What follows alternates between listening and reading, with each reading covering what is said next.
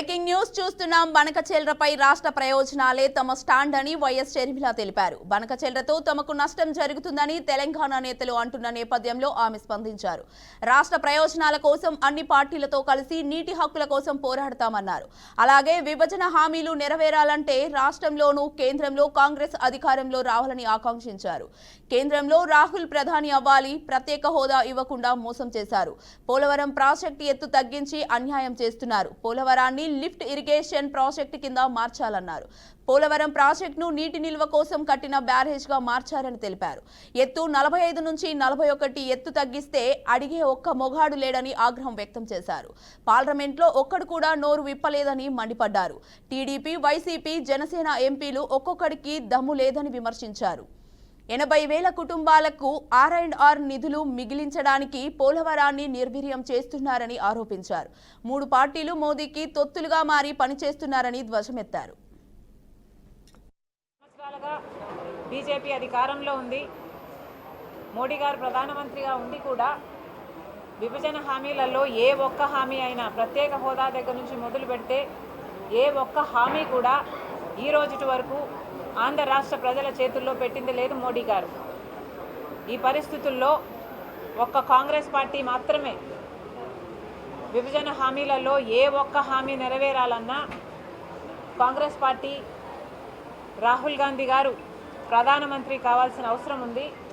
అందుకే కాంగ్రెస్ పార్టీని బలోపేతం చేసుకోవాల్సిన అవసరం ఉంది. 11 సంవత్సరాలు అయింది.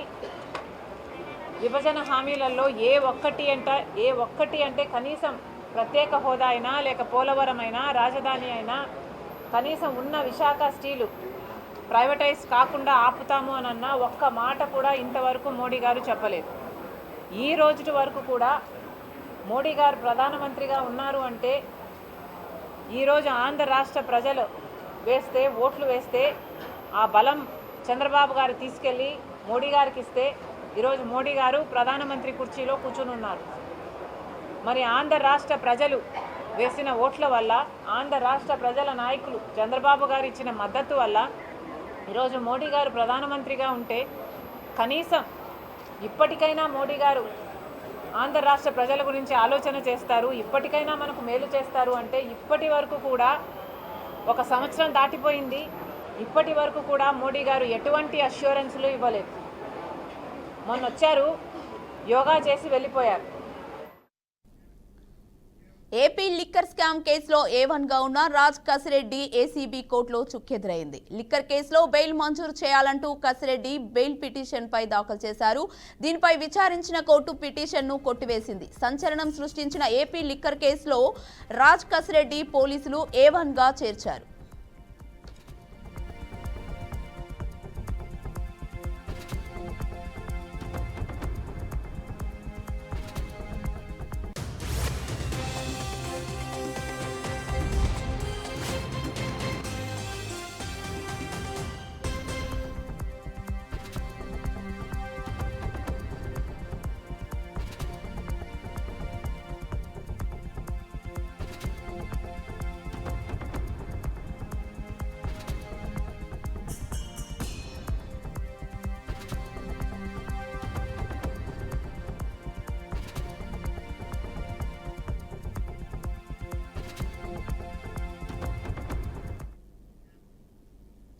కేంద్ర హోంశాఖ మంత్రి అమిత్ షా ఈ నెల 29న నిజామాబాద్ జిల్లాలో పర్యటించనున్నారు.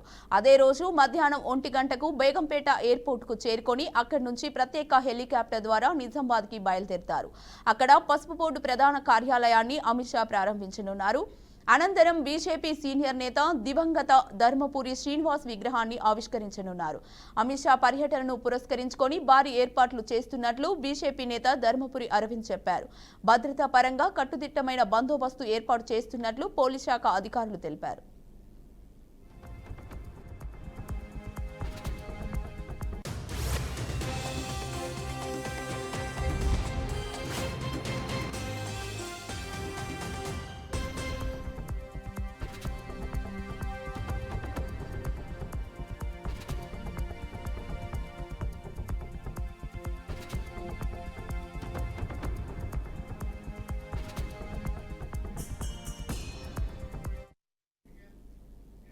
హిమాచల్ ప్రదేశ్లో గత కొన్ని రోజులుగా కుండపోత వర్షాలు కురుస్తున్నాయి. ఇందిరా ప్రియదర్శిని జల విద్యుత్ ప్రాజెక్టులో పనిచేస్తున్న 10 మంది కార్మికులు వరద ప్రవాహంలో కొట్టుకుపోయినట్లు అధికారులు తెలిపారు. ఈ ప్రమాదంలో ఇప్పటివరకు 5గురు మృతి చెందగా కాంగ్రా జిల్లాలో 3 మృతదేహాలను వెలికితీసినట్లు చెప్పారు. కాంగ్రాతో పాటు కులు జిల్లాలో కూడా భారీ వర్షాలు కురుస్తుండటంతో ధర్మశాలలోని కొన్ని ప్రాంతాల్లో ఆకస్మిక వరదలు సంభవించనున్నాయి. ఈ వరదల్లో ఓ బెలోరో వాహనం కొట్టుకుపోయింది.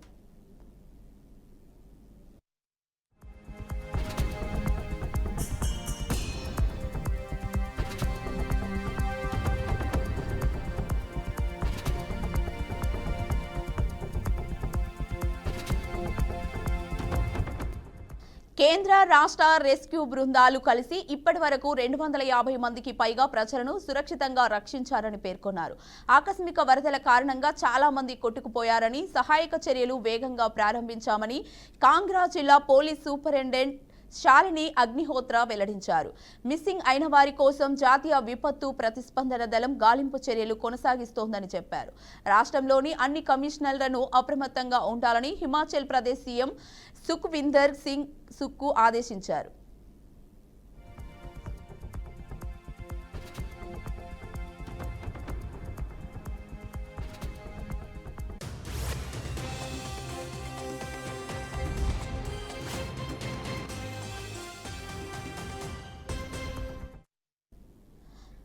ప్రజలకు అవసరమైన సహాయం అందించేందుకు 24 గంటల సర్వీసులు అందుబాటులో ఉంచాలని అధికారులకు ఆదేశాలను జారీ చేశారు.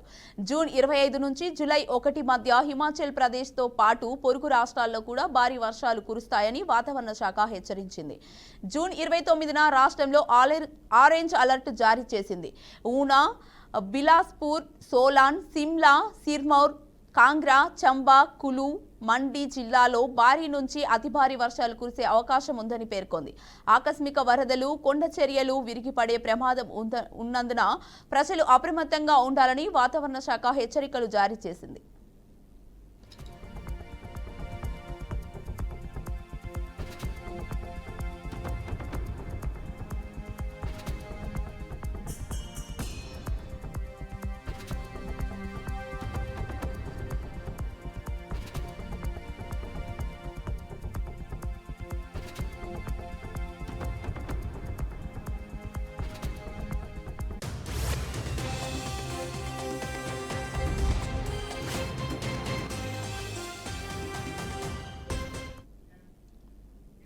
జమ్మూ కాశ్మీర్లో గత కొన్ని రోజులుగా ఎడతెరిపి లేని వర్షాలు కురుస్తున్నాయి. వర్షాల ప్రభావంతో నదులు, వాగులు, వంకలు ఉప్పొంగి ప్రవహిస్తున్నాయి. ముఖ్యంగా చీనాబ్ నదికి భారీగా వరద పోటెత్తడంతో ఉగ్రరూపం దాల్చింది. బాగ్రిహార్ హైడ్రో ఎలక్ట్రిక్ ప్రాజెక్టు వద్ద నది పొంగి ప్రవహిస్తోంది.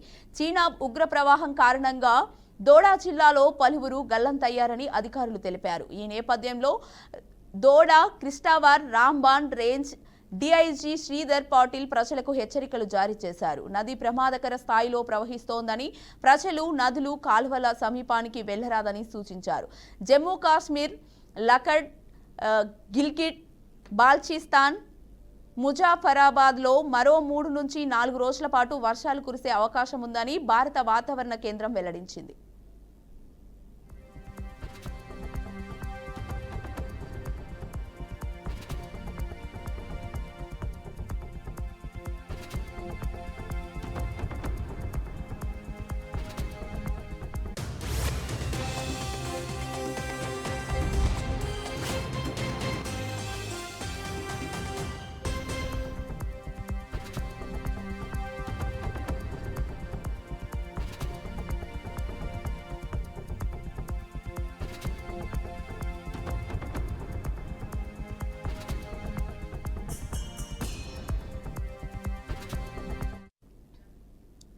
చైనాలో గత కొన్ని రోజులుగా కుండపోత వర్షాలు కురుస్తుండటంతో పలు రాష్ట్రాల్లో నదులు, వాగులు పొంగిపొర్లుతున్నాయి. ముఖ్యంగా దులియు నది ఉప్పొంగడంతో గుయిజౌ ప్రావిన్స్లోని గోర్జియాంగ్, పీలింగ్స్, గుయాంగ్ నగరాలు జల దిగ్బంధంతో చిక్కుకున్నాయి. ప్రజలు ఇళ్ల నుంచి బయటకు రావడం కూడా సాధ్యం కాని పరిస్థితి ఏర్పడింది. వర్షాల తీవ్రతతో నదుల పరివాహక ప్రాంతాల్లో వంతెనలు, రహదారులు పూర్తిగా దెబ్బతిన్నాయి. కొన్ని చోట్ల నదిలో నీటి మట్టం సాధారణ స్థాయిని మించి 11 మీటర్ల ఎత్తు వరకు పెరిగినట్లు స్థానికులు తెలిపారు.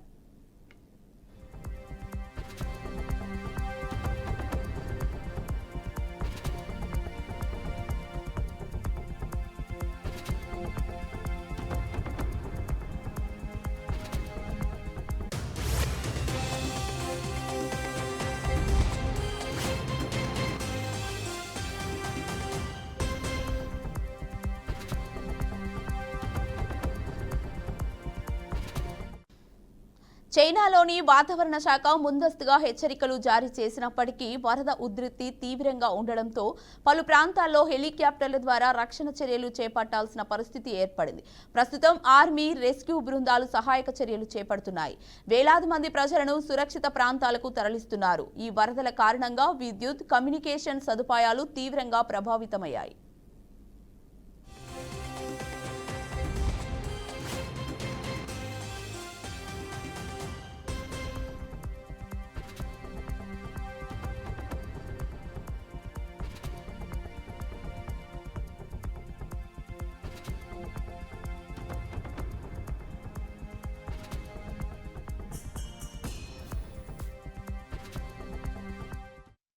కొన్ని ప్రాంతాల్లో విద్యుత్ సరఫరా పూర్తిగా నిలిచిపోయినట్లు అధికారులు తెలిపారు. రాబోయే 48 గంటల్లో వర్షపాతం మరింత పెరిగే అవకాశం ఉన్నందున ప్రజలను అప్రమత్తంగా ఉండాలని అధికారులు సూచిస్తున్నారు. వరదల ప్రభావిత ప్రాంతాల్లో ఇసుక తరంగాలు, కొండ చర్యలు విరిగిపడే ప్రమాదం కూడా ఉన్నట్లు అధికారులు హెచ్చరిస్తున్నారు.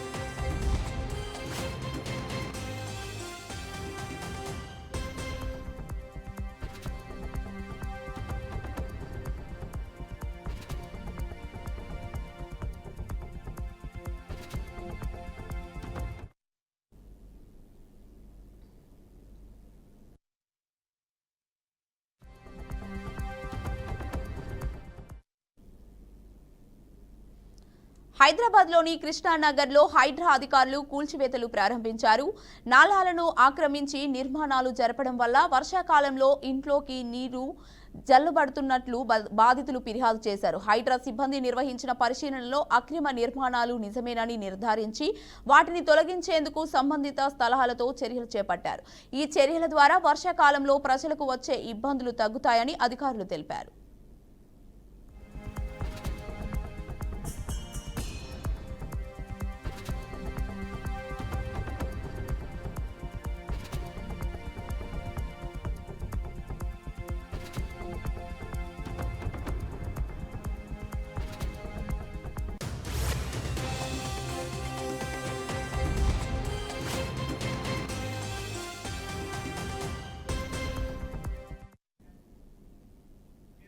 గుంటూరు జిల్లా తాడేపల్లిలో మున్సిపల్ కార్మిక జేఏసీ ఆధ్వర్యంలో కార్మికులు ఆందోళన చేపట్టారు.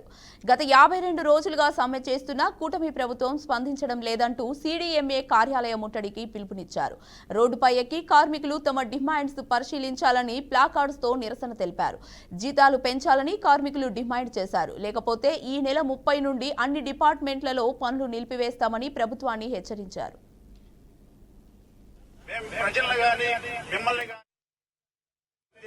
ఇబ్బంది పెట్టే పరిస్థితి అయితే మాకు లేదు.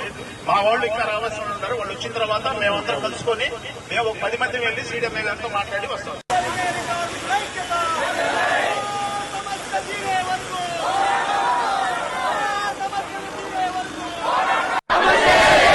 సంక్షేమ పథకాలను, నియామకాలను,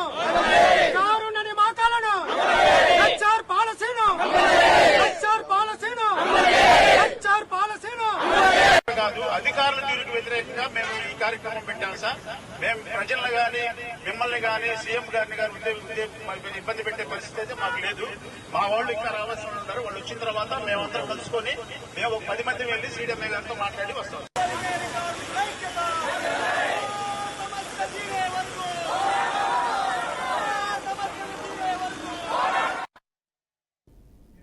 సినీ నటుడు విజయ్ దేవరకొండపై గతంలో రాయదుర్గం పోలీస్ స్టేషన్లో నమోదైన కేసులో గిరిజన సంఘాల జాయింట్ యాక్షన్ కమిటీ నేతలు మాదాపూర్ ఏసీపీ కార్యాలయాన్ని సందర్శించారు.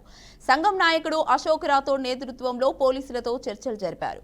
విజయ్ దేవరకొండ చేసిన వ్యాఖ్యలు గిరిజనుల మనోభావాలను తీవ్రంగా దెబ్బతీశాయని నాయకులు తెలిపారు.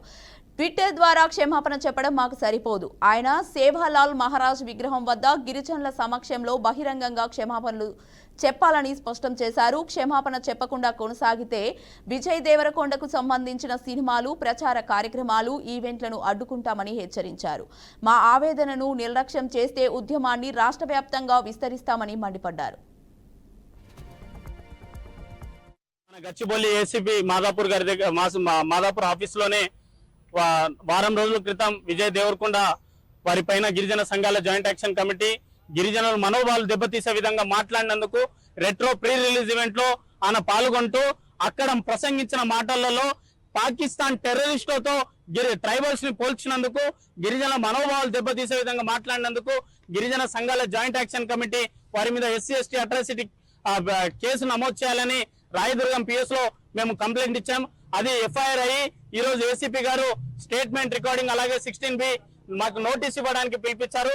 ఆ సందర్భంగా ఈ రోజు విజయ్ దేవరకొండ గారి పైన అట్రాసిటీ కేసు నమోదైంది. నేను ఒకటే చెప్తా ఉన్నా, విజయ్ దేవరకొండ గారు సినిమాలు తీయాలి, సినిమాలు ప్రతి ఒక్కరు తీయాలి, బిజినెస్లు చేసుకోని.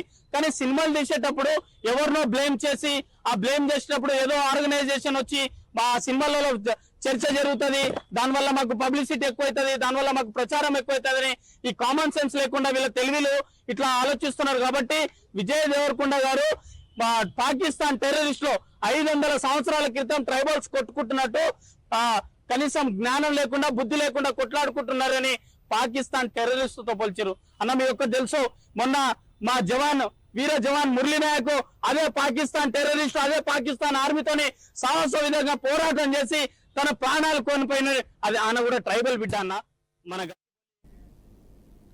తూర్పుగోదావరి జిల్లా కొవ్వూరు మున్సిపల్ కార్యాలయంలో కౌన్సిల్ సమావేశం నిర్వహించారు.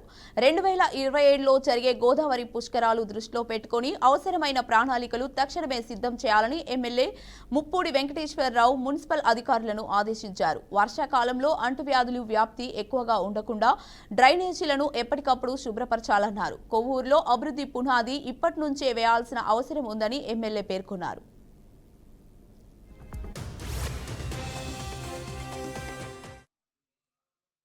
అనుకున్నప్పుడల్లా నేను రాజమండ్రిలో స్నానం చేయాలంటే నేను కొవ్వూరు వస్తానండి.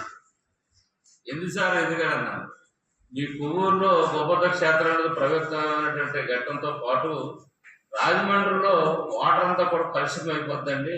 మొత్తం అక్కడ ఉన్నట్టు వాటర్ అంతా కూడా వచ్చి మురుగునీరు అంతా వచ్చి గోదావరిలో కలుస్తుంది. అక్కడ ఎక్కడ స్నానాలు చేయాలన్నా కానీ అది ఇబ్బంది. కొవ్వూరుకు వచ్చేసరికి అవకాశం లేదు కాబట్టి ఇక్కడ వాటర్ పవిత్రంగా ఉంటుంది, ఇక్కడ స్నానఘట్టం కూడా పవిత్రంగా పేరునించింది కాబట్టి నేను ఇక్కడికి వచ్చే స్నానం చేస్తానని ఎప్పుడు కూడా అని చెప్పిన పరిస్థితి. అట్లాగే మీరు చెప్పినట్టుగా రాజమండ్రితో పోల్చుకుంటే కనుక కొవ్వూరుకి ఒక ప్రాధాన్యత ఉంది. గోబోధ క్షేత్రాలు కానీ ఇక్కడ ఉన్న వాటర్ కూడా మీరు అన్నట్టుగా కలుషితం అవ్వకుండా మంచిగా ఉండే పరిస్థితి ఉంటుంది. జయపర్సన్ గారి కమిషనర్ వర్షాకాలంతో రోడ్లన్నీ కూడా బాగా గుంతలు పడిపోయింది. బాగా వేసిన రోడ్డు ఒక్కొక్క రోడ్డు ఆల్రెడీ నేను నారాయణ గారు కూడా అడిగా మున్సిపాలిటీ మాకు CC రోడ్లు ఇవ్వాలని చెప్పి అడుగుతా ఉన్నాను. కాబట్టి అక్కడి నుంచి కూడా కొంత శాంక్షన్ తొందరలో నేను తీసుకొస్తాను ప్రయత్నం చేస్తున్నాను. నేను ఒక్కొక్క రోడ్డు మెయిన్ రోడ్స్ కూడా CC రోడ్లు వేయాలి, పుష్కరాలు మొత్తం కంప్లీట్ చేయాలని ఆలోచన కూడా ఉంది. అప్పటి వరకు కూడా మనకు ఇబ్బంది లేకుండా ఈ ఏదైతే BT రోడ్లు ఉన్నాయో వాటిని కొంచెం గుంతల వల్ల వర్షాలు తగ్గిన తర్వాత అట్లా ఎలా పోడ్చగాలని వినించాడు. ఎందుకంటే గుంతలు పడిపోయినట్టు దాని మీద కార్లు వెళ్తున్నాయి అనుకోండి, పాపం పక్కన మోటార్ సైకిళ్ళు స్కూటీలు వేసుకుని వెళ్తూ ఉంటారు. ఆ కారులో అలా గుంతలు పడితే వాటర్ వెళ్ళి వాళ్ళ మీద పడిన పరిస్థితి కూడా ఉంటే బట్టలు వాడటంతో పాటు అక్కడ చిన్న యాక్సిడెంట్లు కూడా అయ్యి వాళ్ళు పడిపోయేటువంటి పరిస్థితి కూడా ఉంటుంది. కాబట్టి ఆ విధంగా కూడా తిరుగులు మనల్నే తిట్టుకుంటారు అందరూ. కాబట్టి దాని మీద కూడా కొంచెం దృష్టి పెట్టి శానిటైజేషన్ విషయంలో మాత్రం అసలు మీరు రాజీ పడద్దు దయచేసి. నేను గోదావరిలో స్నానం చేయాలనుకున్నప్పుడల్లా నేను రాజమండ్రిలో స్నానం చేయాలంటే నేను కొవ్వూరు వస్తానండి. ఎందుకు సార్ ఎందుకని ఆర్థిక ఇబ్బందులతో కన్న కూతురిని తల్లిదండ్రులు విక్రయించిన ఘటన శ్రీ సత్యసాయి జిల్లా కరిదిలో చోటు చేసుకుంది. కరిది మండలంలోని ఓ తాండాకు చెందిన దంపతులు శ్రీవాణి రవీందర్ నాయక్ ఉపాధి కోసం కేరళకి వెళ్లారు. అయితే అక్కడ తండ్రి రవీందర్ నాయక్ అనారోగ్యానికి గురయ్యారు.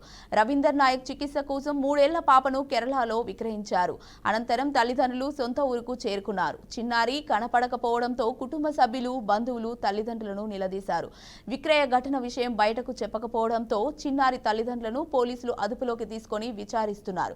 పూర్తి స్థాయిలో విచారణ చేపట్టి చర్యలు తీసుకుంటామని కరిది UPSCI నిరంజన్ రెడ్డి తెలిపారు. సమాచారం వచ్చింది ఇట్లా ఆ విషయంలో మనం ఎంక్వైరీ చేస్తున్నాం. అమ్మినారా లేదా అనే విషయాన్ని తెలిసి తర్వాత తెలియజేస్తాం.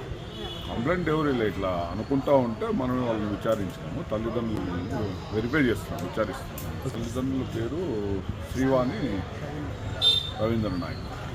మనకు కూడా సమాచారం వచ్చింది ఇట్లా ఆ విషయంలో మనం ఎంక్వైరీ చేస్తున్నాం. అమ్మినారా లేదా అనే విషయాన్ని తెలిసి తర్వాత తెలియజేస్తాం. కంప్లైంట్ ఎవరు ఇట్లా అనుకుంటా ఉంటే మనం వాళ్ళని విచారించాము. తల్లిదండ్రులు వెరిఫై చేస్తున్నాం, విచారిస్తున్నాం. తల్లిదండ్రుల పేరు శ్రీవాణి రవీంద్ర నాయక్.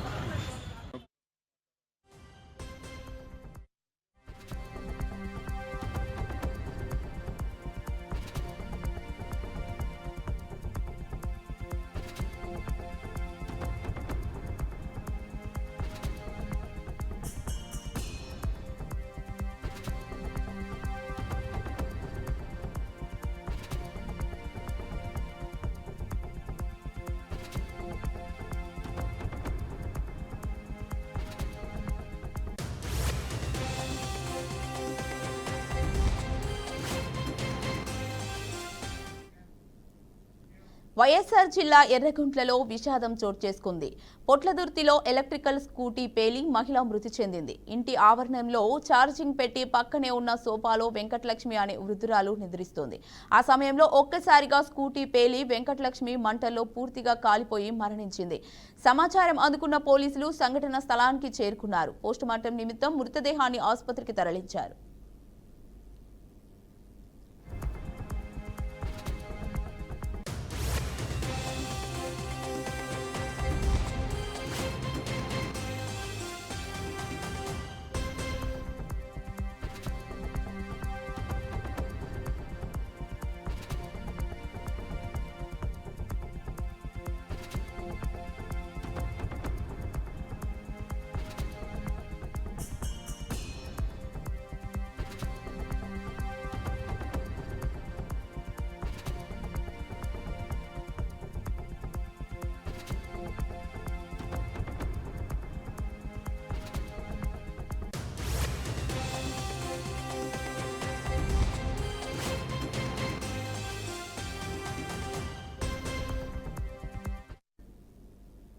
ఇవి ఇప్పటివరకు ఉన్న బులెటిన్ అప్డేట్స్. మరిన్ని అప్డేట్స్ కోసం చూస్తూనే ఉండండి బీఆర్కే న్యూస్ తెలుగోడి సత్తా.